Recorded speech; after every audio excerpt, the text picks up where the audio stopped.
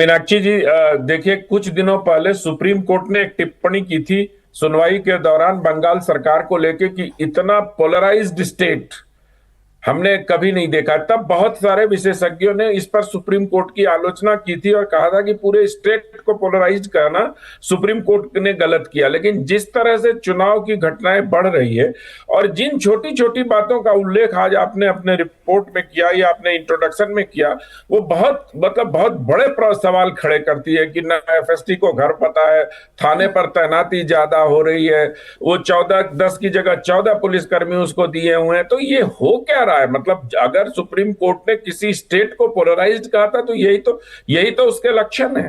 तो मीनाक्षी जी, मुझे ये लगता है कि जिस प्रकार से पश्चिम बंगाल में सख्ती की है चुनाव आयोग ने और उसके बाद जिस प्रकार से बिलबिलाए हुए हैं तृणमूल कांग्रेस के लोग, तो इस प्रकार की भाषा तो बिलबिलाए और तिलमिलाए लोग ही देते हैं, मुझे ऐसा प्रतीत हो रहा है।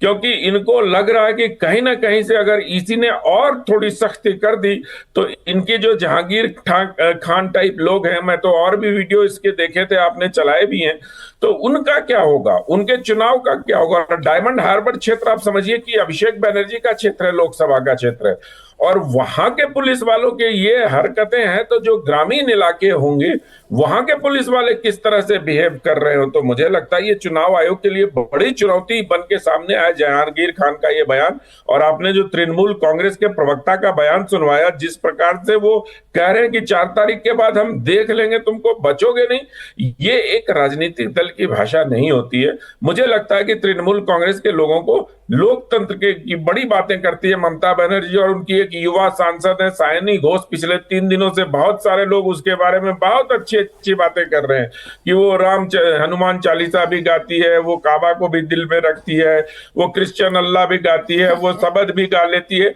लेकिन उनके जुबान से ये सब नहीं निकलता है। दिल्ली में एक बड़ी पत्रकार रही है, तृणमूल कांग्रेस की नेता है, कहाँ है वो? रोज ट्विटर पर सवेरे 3-4 ट्वीट कर देती हैं कि अब ऐसा हो रहा है, वैसा हो रहा है, गृह मंत्री से लेकर प्रधानमंत्री तक अभी उनकी जुबान तालू से चिपक गई है। मैं सिर्फ उन्हीं लोगों को नहीं कह रहा हूं, क्यों बाकी लोगों को भी इस तरह के बयानबाजियों पर अपनी प्रतिक्रिया देने चाहिए। छुटभइये प्रवक्ताओं को आगे करके धमकी दिलवाना ये उचित नहीं है। ये धमकी वाली भाषा तो लेकिन चल रही है। अनंत जी, आप रहे हमारे साथ। मनीष भट्टाचार्य हमारे सहयोगी अभी थोड़ी देर पहले, चूंकि वो इन्हीं जहांगीर खान साहब से बात करके आ रहे हैं जो धमकी देने में अव्वल दिखाई दे रहे हैं, 14 पुलिस वाले वाई कैटेगरी की सुरक्षा में अपने साथ लेकर घूम रहे हैं। अब वो ये कह रहे हैं कि समय बताएगा, खेल तुमने शुरू किया है, खत्म हम करेंगे। मनीष, मैं जानती हूँ इसके पीछे जो मुस्लिम वोट का कंसोलिडेशन है वो बोल रहा है। फाल्टा एक ऐसी सीट है जहां पे वो जानते हैं कि बहुत आसानी से अपनी सीट निकाल लेंगे।